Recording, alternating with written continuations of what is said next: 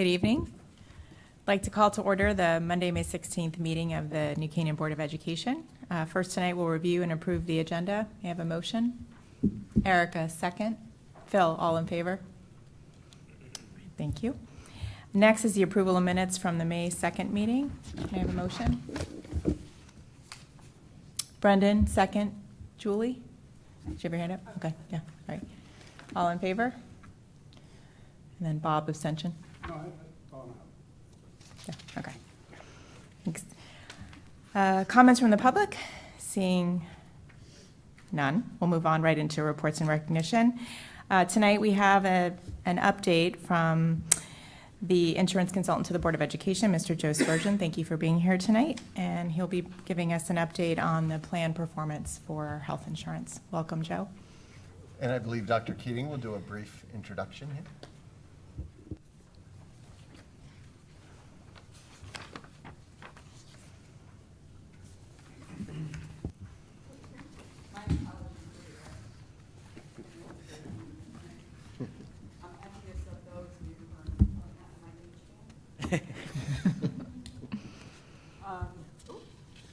So we're here tonight to give an update on the health benefit claims projections and the ISF fund. So as you know, we've had some conflicting opinions on what our ISF should be for next year.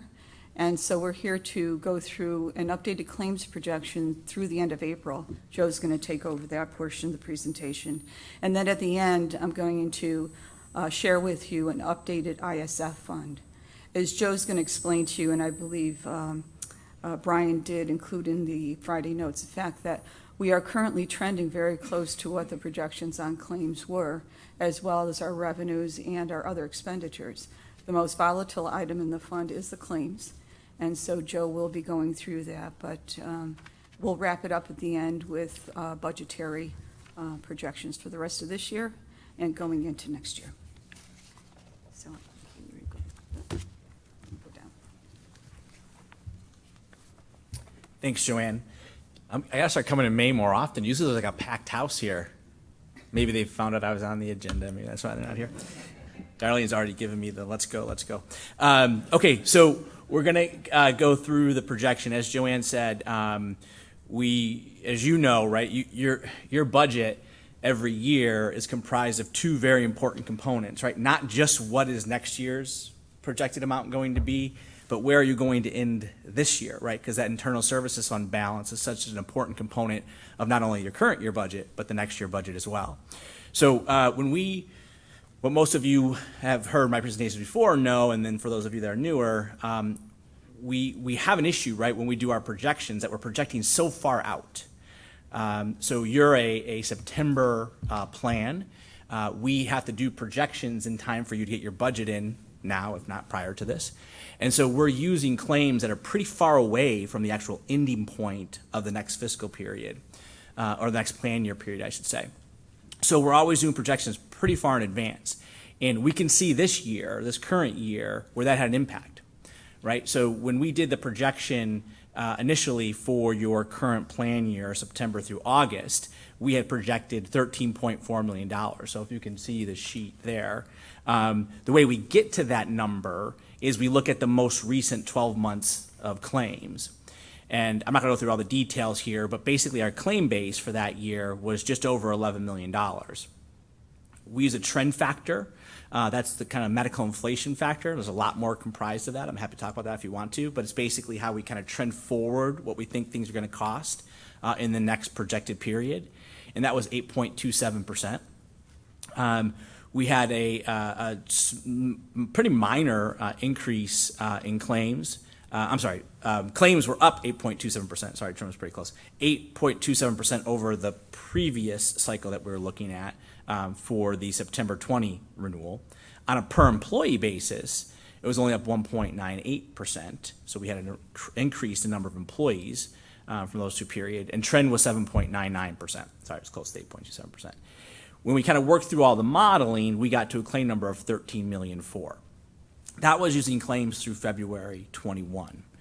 A big driver of your claims is large claimants, and so we kind of break out for you here the number of large claimants that you had. You had 33 members who had claims over $50,000. They accounted for $4.4 million in claims.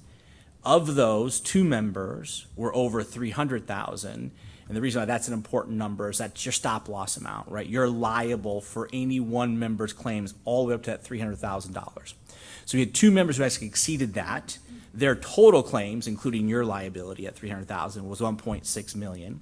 And so of that, one a little bit more than $1 million, $1,042,000 was the liability of the stop loss vendor. That's when we did the projection through February.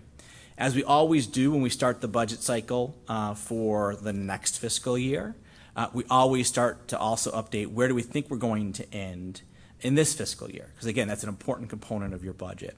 So back in November, when we were doing the projection for 22-23, we also did a year-end projection for the current fiscal year. And when we did that, what you can see in the green, below the green line, is we used claims through November 21, so 9 months later. Claims were up over the February claims by 12.5%. On a per employee basis, about 13%. And we were in a slightly higher trend, not much higher, 8.63% trend. That would get us to a claim projection of $14 million.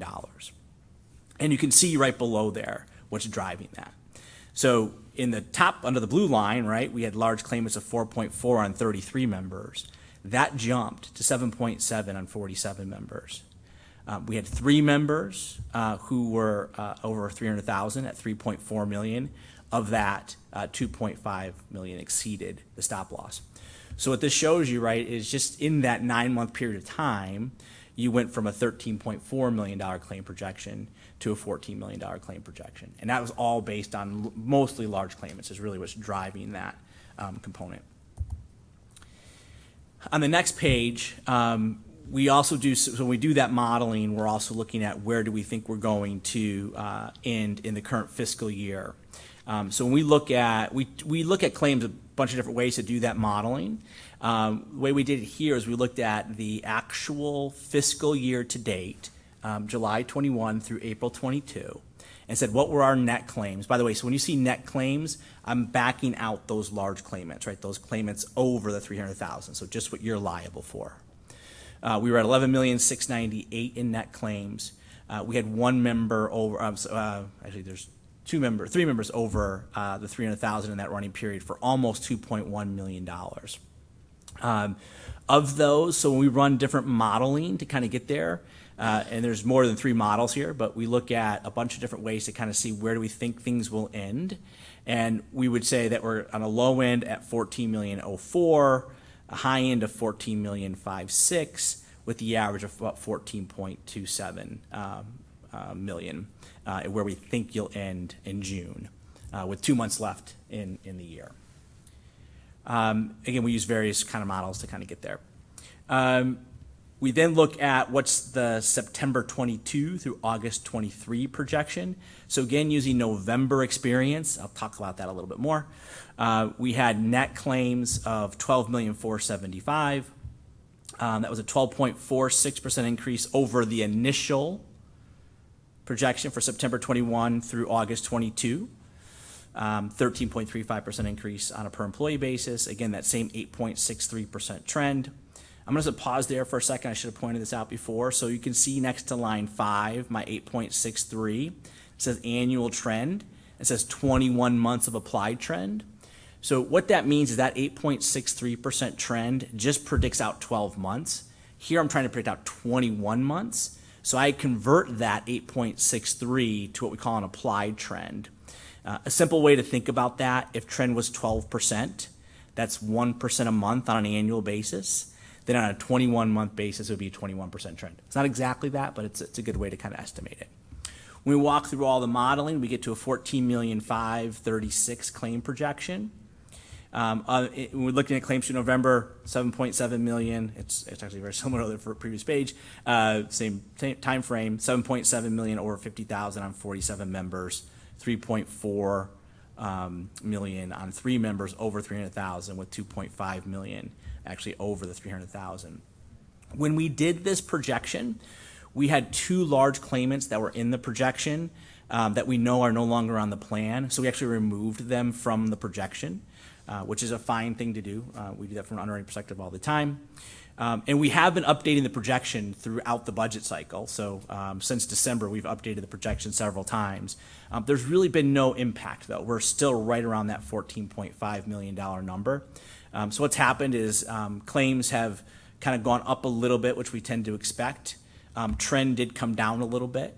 And we do expect, we're trending out for fewer months, so we can kind of bring the applied trend down. But overall, we're still right at that $14.5 million number. So given where we are right now, I'm comfortable with that $14.5 million number for the 2023 projection, whether you use November experience or even if we were to use April, we're going to get to a very similar number. Would you like to give them an update on where we stand with the stop loss? Stop loss. So stop loss, as you may be aware, we actually pool with the town on stop loss. The town runs July through June for their plan year, not September through August like you do.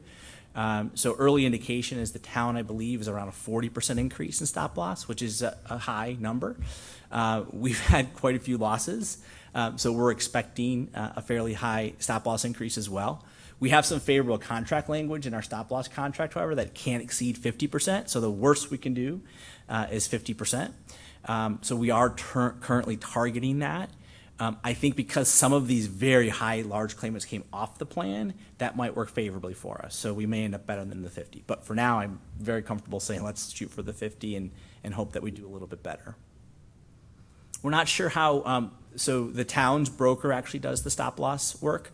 We're not sure based on the market and based on what's happening both in the town and here, how marketable we'll be right now. We've had quite a few losses. So it might be that we don't have a lot of options in the market. We might get stuck with the current carrier. But again, we have that favorable language of the 50% rate cap. So that's very good. Yeah.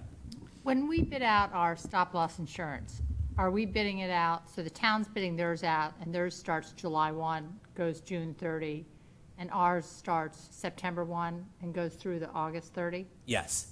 Okay. And they do look at it combined, though. So it's not the same rate for town and board, but they do look at it as one pool. So the way that I likely would do it if I was the stop loss underwriter is I'm going to look at the entire pool and expect what my losses are, right? And then I'm going to adjust based on the different levels of attachment point. So we have a $300,000 level. The town's much lower. Joanne, do you know what theirs is? I think it's 125. 125, so they have a much lower liability. But they're trying to cover the whole loss for both entities, not just Right. for us. It's just, it starts at different periods. Yeah, so they Okay. must do some blending of the experience periods. Okay. But the good thing is like the town is locked in and they're still looking at ours, right? So they haven't locked us in just because the town's locked in. Could you just remind us, if say it's 40 to 50%, what the budgetary impact is, or just what that amount is approximately? Yeah, okay. Yeah. So it's $500,000, so it's, significant. Yeah. Well, and just to put an exclamation point on that. So when we're talking about the stop loss, we pay about $1 million, It's Then- $1.1 million this year. about $1.1 million. And we received back for that insurance policy this year, $2.5 million. Right, so if I'm the insurance company, it's not a great deal. Doesn't always pay off for us. So the language in the contract, right, and it's always, that's how the insurance works. But the language in the contract limits their potential increase to 50%, and that's a favorable language you're talking. Yeah. But anyone else looking at us will see that we paid a little over $1 million to get $2.5 million back. Yeah, and so that's why often you think sometimes when you shop it, you do better, right? Because, hey, now these 2 large claimants aren't on. Our current carrier is Voya. Voya might want to try to recoup some of those losses. So they have to also kind of hedge themselves against, well, if they, if the new stop loss vendor comes in knowing that these 2 members aren't on, they can be more aggressive. Mm-hmm. So I don't know exactly what's going on the town side. I haven't seen all of their claims data. But we still do have a lot of large claimants besides the 2 that are no longer on the plan. So large claimants have been an issue for us. Okay.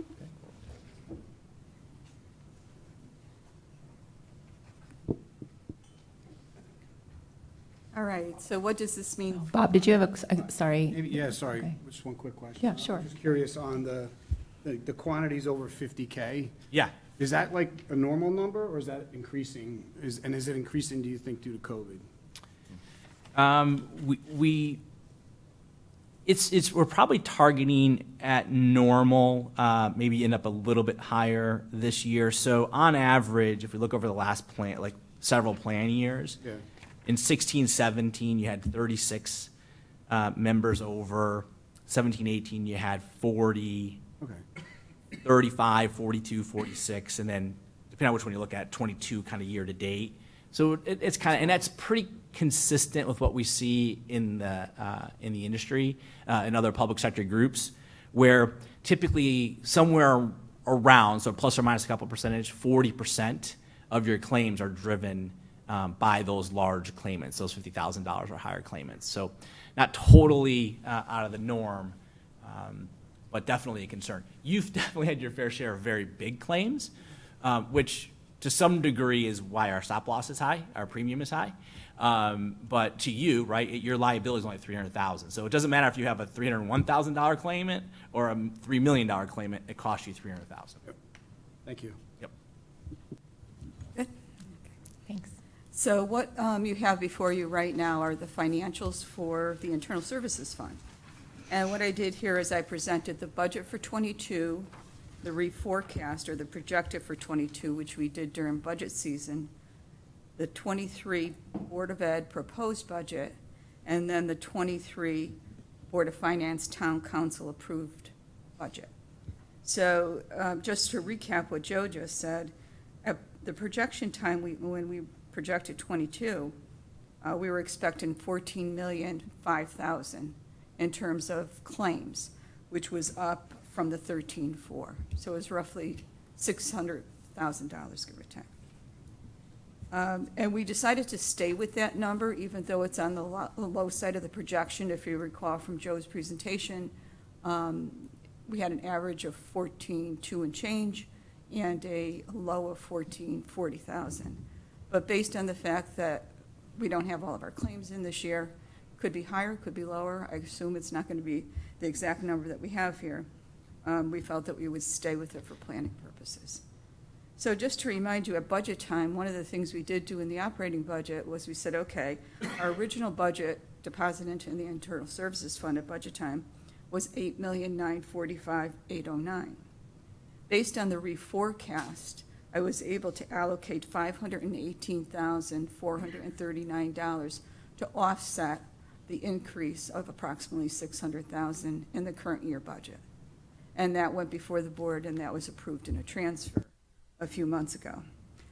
At the same time, when we were down presenting our budget to the Board of Finance and then subsequently to the Town Council, they suggested that instead of returning the $463,337 that we did not spend on the change in start and end times this current year, but rather put it into the ISF. So that's what I have planned to do here. That was not in the transfer that went before the board a couple of months ago, and that will be part of the year-end transfer. And we'll make those transfers into the fund so that as of June 30th, those funds will be available moving forward in the fund balance. Does that make sense? Okay. So if you take a look going down, we had anticipated, and we budget this way consistently, to basically have remaining in the fund the projected amount of the reserves. So 40% of the corridor, or 8% of the total liability on the corridor of 120%. With the reforecast of the claims going up and the additional funding put in for both current year and next year, the balance going into next year went up from a projected balance of $1,070,000 to $1,558,000. And that's really strictly the difference of $463,000. So if you move over to the Board of Ed's proposed budget, going down, again, consistently we had projected our budget to be at $14,684,000, and that was what we expected to need based on all of our projected expenses, including claims at $14,536,000. So those funds, and as Joe said, that projection remains consistent going into next year. And at this point, there's no reason to think it's going to be better or worse. It's what their numbers are falling out at. So if you come down at budget time, we did anticipate covering those expenses, plus an extra $68,262 that we didn't have to fully fund the overage, close to $600,000. The Board of Finance, as we know, cut our budget, suggested it come out of the ISF of $1.3 million. So 1.3 minus the 337 is going to leave a balance of about $836,663 that we will need to go back this summer per the plan that we have with the Board of Finance to ask for that funding in full as we start the new year and pay claims. Nothing else has really changed in our expense profile. We do not know stop loss yet. We have had a situation in the past where we had heavy claims, and I think it was 17. We did go out to bid, and we ended up changing carriers because of the exact reason Joe explained. So that's always a possibility, and we'll certainly strive to reduce that 50% increase by as much as we can. But that number is going to be a few $100,000, not $800,000. Having said that also, we are still working on claims for this year. They've been averaging $350,000 to $400,000 a drawdown for the last several months. Today's drawdown was $250,000. So things do change slightly, and we continue to monitor them every week. So if that is the good news, then we're happy about that. We'd rather not have to ask for as much from the town. But if the case comes where the numbers don't change, we will ask for that money. One thing also to note to you is that when claims go up by this amount, the IBNR also goes up. So the projected accounts payable, so to speak, of things that have been incurred and not billed and paid. Last year it was $200,000, and this is higher, so I expect to see a bump on that as well. And then also because Cigna holds a reserve, a weekly reserve to pay out claims, and it's in the low $400,000, they will likely ask for more money for reserve as well, because they want to be able to pay the bills on a weekly basis and draw them down. And so that gets expensed when it's transferred over to Cigna. It's like it's a claim. So those two numbers are unknown at this time as well, and we'll be able to clear those up as we close out the books at the end of the year. Brendan? So just the punchline to all this, and I appreciate all the detail and the summary, is relative to where we were at budget time, what we told the Board of Finance and Town Council were kind of spot on what we had expected. I mean, the Numbers are gonna update, it's fluctuate, just obviously. fluctuating by such Yeah, immaterial numbers compared to the overall scope of the fund. right. That we didn't feel it was, necessary, I guess, at this time to change. I agree. So just reflecting on the process around, having our budget fully funded and kind of kicking out this special appropriation, what's the best, it's sort of a question for everybody, but what's the best process going forward? Is it to, I know the town doesn't want to, quote unquote overtax, but this 836,663 is still just coming out of the general fund. Is that? Yeah, my understanding is it's going to be a special appropriation. That's how Right. it was presented to us. Yeah, so to me, what would make sense for next year is for the town to just make a determination as to, at the time of our budget and not, later on in the summer. So we don't have the risk to just make a determination that they're not going to, they're going to take a certain portion to fund our budget out of the general fund. And if they want to do that, they can do that during the budget process rather than, kind of kick the can on it. That way we know exactly what the funding is for our budget and we don't have to wait. But that would be my hope, at least, so that we're not left, guessing till later in the year. And I think what's important too is, I'm understanding some of the dialogue that's occurred prior to this is, you want to maintain the integrity of the claim projection, right? We can see how much it moved, right? Like I do a pretty good job when I do projections, right? And Really good those job. hold true, but 9 months later, things can really change.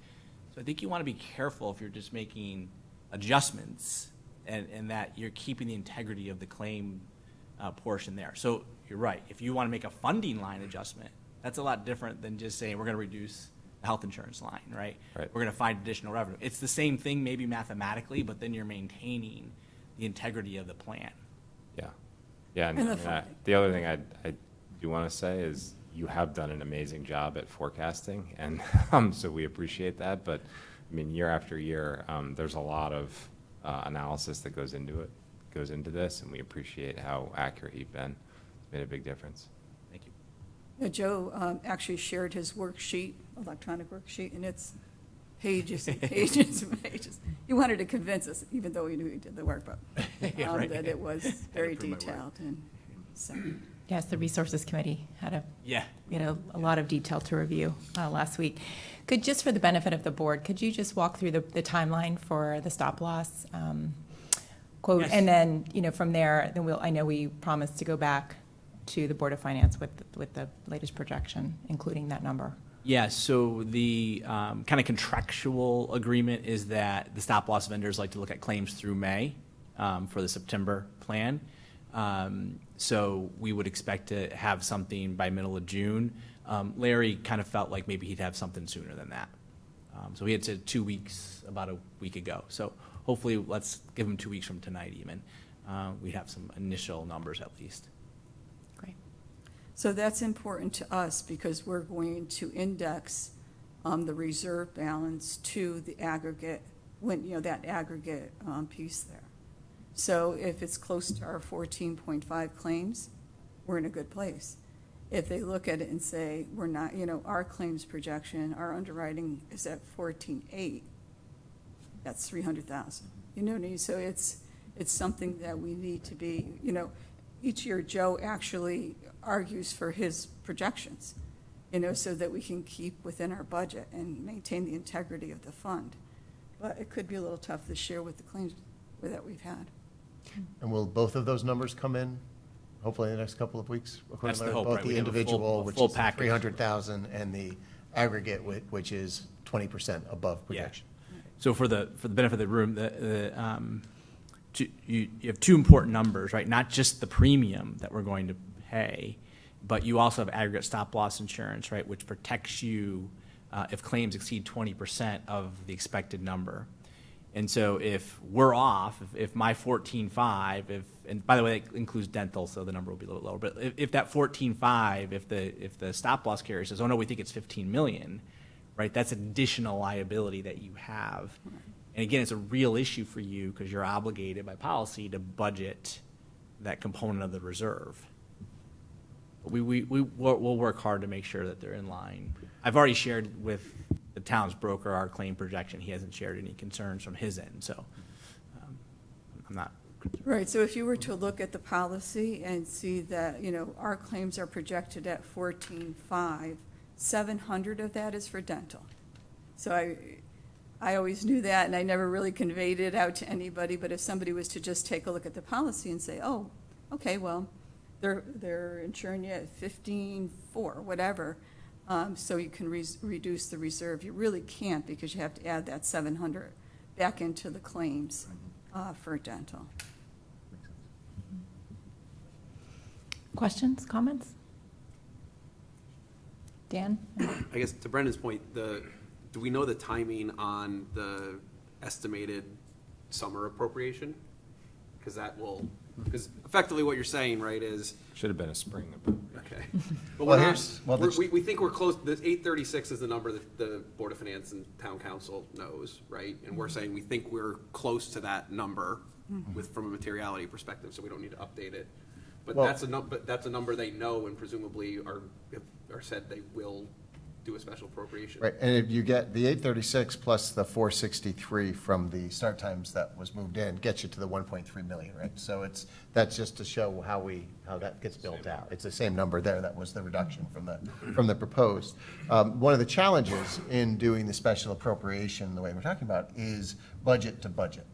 So if we do it this year and it goes in, then it's reduces next year's budget on paper when we look to fund that next year's budget. So it's it's challenging, right? So this is why budgets aren't generally funded through special appropriation this way, why it's, it's a one appropriation and we work through it. So that's one of the challenges, is to always feel like we have a fiscal cliff to explain that looks like a cliff on paper, but actually isn't in practice. So that being said, we'll have the numbers for the aggregate stop loss. We'll have that as the ceiling, so we know exactly what the risk corridor is, and we'll be able to go back to them.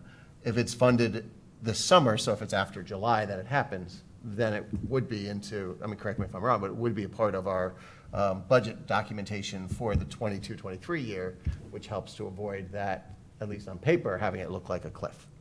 And my guess is you would probably go in June at some point for the appropriation, because I think the town boards generally do take time in August.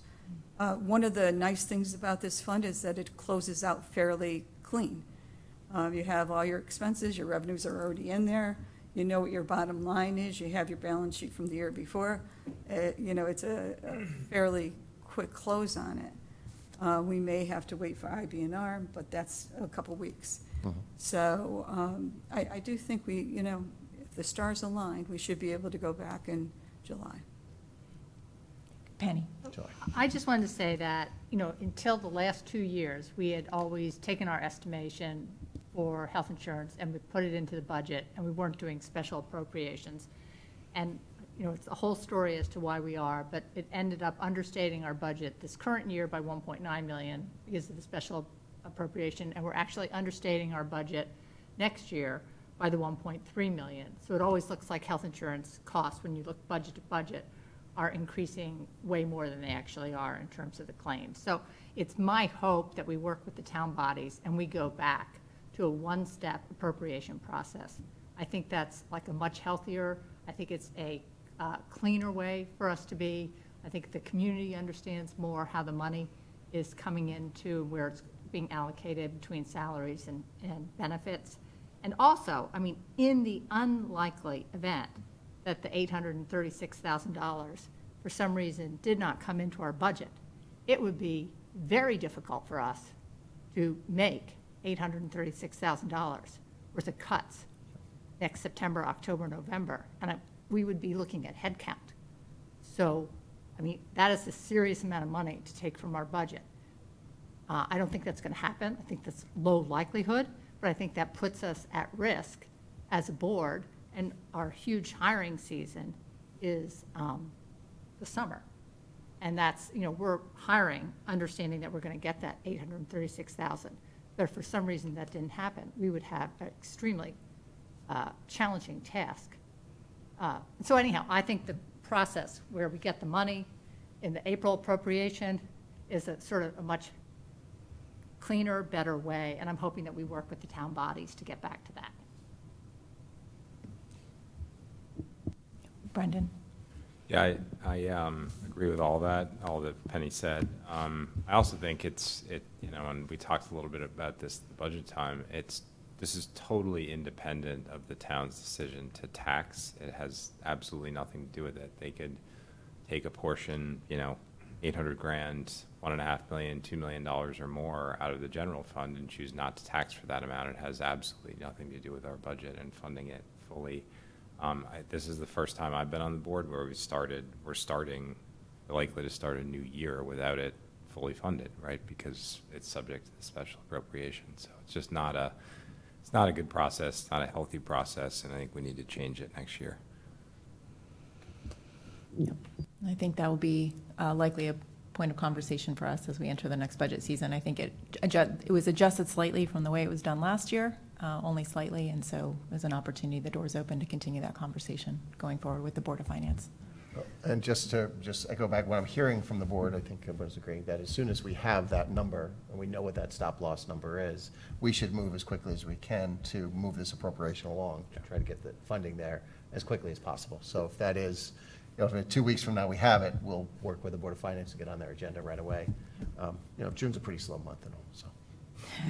Exactly. We'll make it work. Yeah, okay. And since I'm leaving, I will suggest that you get agreement on how the fund is actually, the expenses are calculated. because that was the issue this year. There was a disagreement on whether or not Joe's numbers were correct, to be honest. And I think that that's something I've tried to drive home with them several times in the right way. But this board needs to rely on an expert, and you do, and you've been, with Fidelity, you've always stood by that stance. But when somebody else counters that, it makes it difficult. And no disparagement to anybody, but the town boards need to understand that you do deal with consultants that are highly skilled in doing this work. And it protects everybody, not just the board, but the town as well. And that's my 2 cents. Thank you for that. Thank you. All right, any other questions, comments? All right. So next we have the statement of accounts. Joe, thank you again for being here with us. Appreciate it.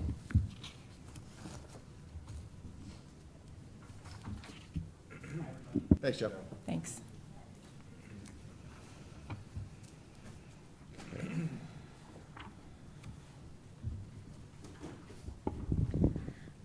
Okay, so you have 2 months of statements of accounts in front of you. There's not a lot of startling news to report on either report.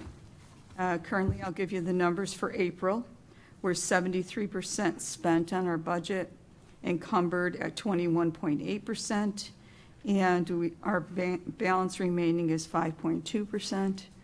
I do believe that we will have funds to return to the town this year, after all of our expenditures are accounted for. I just haven't nailed that down yet, but it should be in the area of a few $100,000. Special ed has come in remarkably well, thank you, Bill.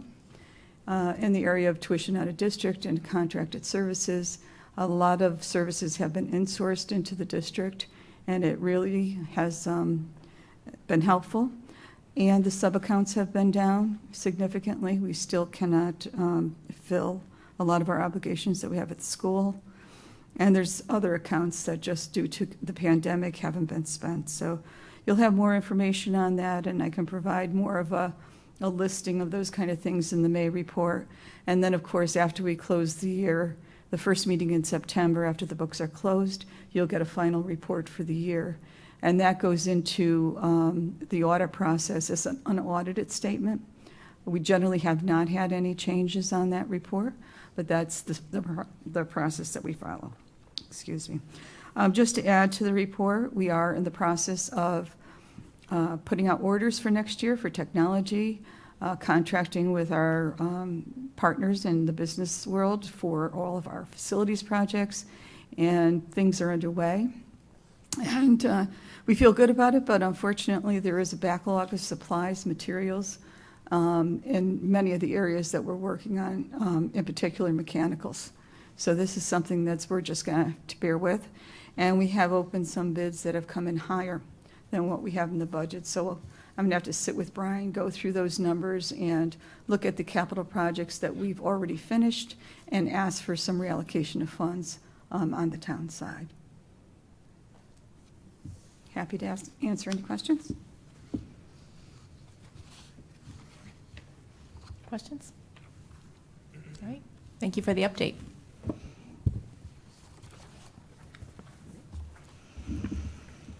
Okay, moving on to our action items for this evening. We'll begin with a donation from the eSchool PTC. May I have a motion to accept a donation of $7,300 from the eSchool PTC to go towards the ongoing work creating the outdoor learning center? Erica, second. Penny, do you want to comment? Very briefly, I'll just share that I had the pleasure of joining the eSchool PTC for a recent meeting, and they were talking about this and made that decision to accelerate a little bit. So there's an increased cost of materials, as Dr. Keating was just sharing. But what they're most excited about is accelerating the work on the reading nook, because they moved that out of phase 2 into phase 1. So they'll have more uses for the space right away when they return after the summer. So moving along wonderfully, the donations are strong. And instead of having the PTC come here to talk about what what the plans are, I thought we'd have them come back in the fall to share what they've accomplished over the summer and show some pictures of it and being used. So it's a great project and it's moving along very well. Great. All right. So with that, all in favor? Okay, thanks, everyone, and thank you, eSchool PTC. Thank you. Next, we have a second reading of Policy 5010 on eligibility to attend New Canaan schools. We reviewed this at our last meeting under the first reading. We have a first and a second. Are there any other questions, comments, or discussion? Again, I'd simply add, the question was asked at the board meeting last time just to see the forms that back up the Policy 5010. So I just included those both Friday and here in hard copy if you'd like to see them. We don't anticipate that those need to be changed. It's really that the one shift around students' full-time residency as a determinant for eligibility for attending. Okay. All right, we'll take a vote. All in favor? Okay, that's unanimous. Thank you. Okay, next we have two policies that were discussed in the Governance Committee meeting last week and the meeting prior.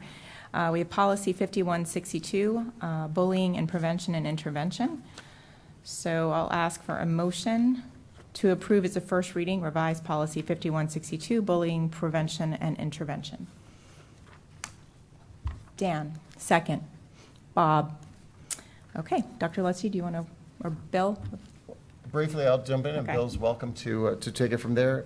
I guess first I'd say, if you look back on page 5 of the handout, and again, this was in Friday's packet, but if you take a look, there's a long list of Connecticut general statutes that influence this policy and that are directly connected. So the changes that we're bringing before you tonight as a first reading are driven by statute, and it really is, it flows from the shift in definition at the state level and some of the more inclusive language that they've put in there. At a high level, they've moved away from defining bullying as an act that's repeated over time, and instead put in the definition that you see here: causes physical or emotional harm to an individual, places an individual in reasonable fear of physical or emotional harm, or infringes on the rights or opportunities of an individual at school. That's not so different, but in the past it did say the act was repeated over time, and they've come to see that it doesn't have to be for it to be considered bullying of other students. This is a policy that we've had, but it's been edited and revised to reflect the change in statute. And what you have is the clean draft copy first, then a marked copy, and then after that is the existing policy. And Bill, I don't know if there's anything you'd like to add as far as highlights or anything goes. The only other thing I would say is it removes the requirement where previously the two students had to be in the same district. Now that's no longer the case. They don't have to be in the same district. It can be one student in one district and another student in a different district. So. Okay, other questions or comments? Brendan? Can I just ask, have we seen any changes over the years in, bullying issues, or have these policies sort of, changed how we've approached bullying in schools? The bullying policies tend to be more prescriptive than most. And they do, along with this comes an expectation that the district will develop a multi-page, complex school climate plan that talks through, that really defines out the process that the district will be following. So what it does is sort of standardize the approach to bullying instance issues across the state, so that then when the reporting comes, there's some commonality of reporting as well. The means through which students do this to each other have evolved as technology has changed. And even, we talked a bit in the committee about cyberbullying and it being defined here, and there's language around teen dating violence here that's a little bit different than what was in the past. What I think it does is it puts a focus on it for a district, because the administrative team regularly goes through training on how to address these issues and what that process and those procedures are, and I think that's a very good thing, because it keeps it front and center in our work as we work with students and families. And one of the other shifts here, and it was in the other policy as well, is the expectation that families will be partners in this work as we go. So the communication is continuous throughout, and the parents are aware of what's happening as things unfold. And students are able to report confidentially to us if they see something else going on that they think we should know about. So. Dan? Just to kind of clarify, right, I think you mentioned it, but a lot of the changes, like if you look at like the black line here, are definitions from the state statutes that have changed. So it wasn't like in the committee meeting, we were like starting from scratch. We were really trying to comply with a lot of the changes at the legislative level and then just incorporate them in here, so. Yeah, thank you for that clarification. I think. Okay, so we'll have another meeting. We'll have another reading, and if you have any questions in the meantime, please reach out. Thanks. Okay. Moving on to the next policy, 6141.51, advanced courses and programs and eligibility criteria for enrollment. So can I have a motion to approve as a first reading, new Board of Education policy 6141.51, enrollment in advanced courses and programs? Bob? Second. Penny? Again, I'm happy to give a brief high level and then can get as specific as you like, but this is a new policy, and again, driven by statute. And the statute requires us by July 1st to have a policy where the Board of Ed identifies multiple criteria for eligibility for enrollment in advanced classes, and says that cannot only use what they call traditional means, which is really defined as GPA or course prerequisite. That can't be the only criteria you use to determine eligibility for advanced classes. And what they're targeting in the policy is really the 8th and 9th graders coming in. But what we've done is broaden the language here to talk about all students are able to advance or to enroll in advanced courses at any grade level, when it's appropriate for them to do so. But it talks about having to use multiple measures in order to make that determination for students. We have, so we're really codifying practice in a lot of ways. We've done this for a long time where we do look at grades, certainly we look at teacher recommendations, we've had placement exams in the past, we've had teams of teachers meeting and having, sort of talking through appeals processes. We've had students and parents meeting with department chairs if they felt like they weren't recommended for a course that they felt they should be or wanted to try.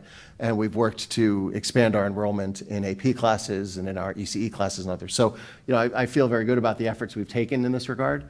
But again, statute requires us to have it on the books by July 1. And so the policy's written to support all of what we're doing, and also to leave open opportunities for other adjustments if the high school administration and others feel it's appropriate. Brendan? So can I just ask, are we required to have this AP language in here? I don't know, it just refers to the College Board specifically, or is that something that we have flexibility on? Actually, the College Board has trademarked advanced placement. So Right. it must be an approved course by the College Board to be called an advanced placement course. And we send them the syllabus for the classes, Okay. and they review, give feedback, and have to approve that in order for it to be an AP course. So do we have to have that as part of our policy, or, I guess what I'm I'm asking sorry. is, can we just say advanced courses or programs, or do we have to specifically talk about AP classes? I don't know, Yeah, so above advanced courses or programs says honors, advanced placement, and then it doesn't break out what we mean by honors, but it does by advanced placement, yeah. Okay. It's, maybe it's over-explaining, but I always think, because I've Yeah. worked in high school for so long, there's people that might look at it who haven't had high school kids yet, who don't know what advanced placement means. I got it, okay. So just And I would think that it's complete if we include it, only because we have so many AP classes, I get it. and the number of students in those classes is high. Yeah. Yep, So, okay, thanks. But it's not the only advanced course or program, yeah. right? Honors, right, Yeah. and the ECE, dual Yeah. credit. Okay, I know, Thanks. okay. And I do think that this was recommendation language that they wanted us to use within Right. this policy to define out the AP, the honors, and the dual enrollment with the ECE classes. And it was all about the equity and being able to offer it to all kids and give them those opportunities to take one of these advanced classes before they graduate. Okay. Thanks.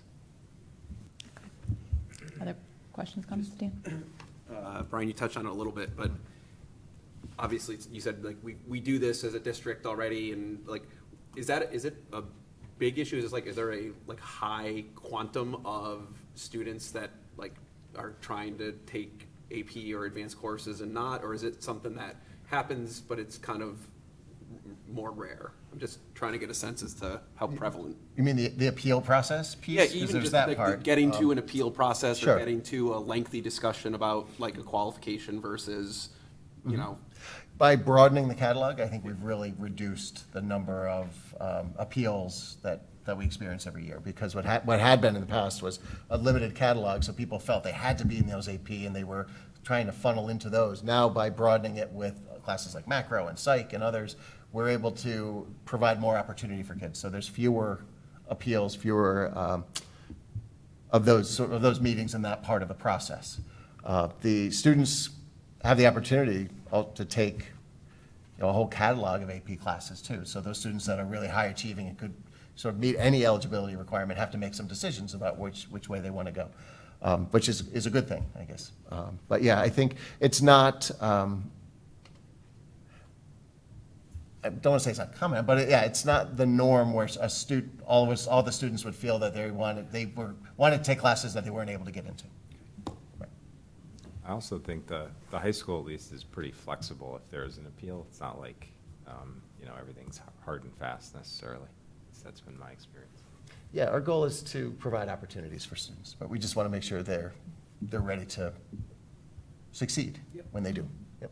Yeah, I was gonna also, I mean, that's part of the eligibility, right? The parent or student can request to be in it, right? Yes, yeah, and that's that appeals process, and then we have lots of meetings and things, and generally the student does get in, but there's also the conversation about, you may need some tutoring, here's some extra work that needs to go into that, and then also sometimes looking at the rest of the program.